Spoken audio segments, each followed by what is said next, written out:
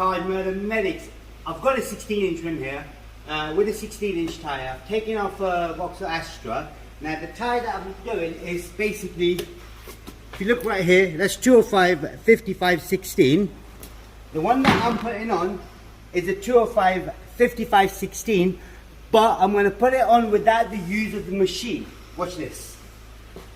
First, I need to make sure I've got the inside outside right. So this tyre already has the date on the outside, so that's what I'm going to do, put the date on the outside.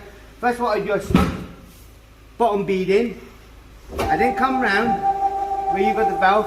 Now with that use of the machine, right, watch this, yeah. If I do this, I go around, go around, and this goes in without the machine and the bars.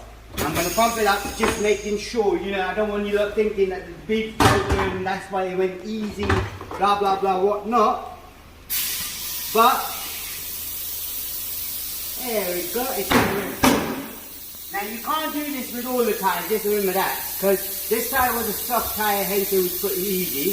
But you do get harder ones, all you do use the bars and stuff like that, but it is possible.